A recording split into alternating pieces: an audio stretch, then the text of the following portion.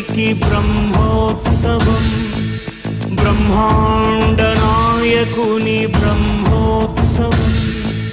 బహురూపధారునికి Brahmotsavam, శ్రీభూసతులతో శరణాగతులతో, శ్రీభూసతులతో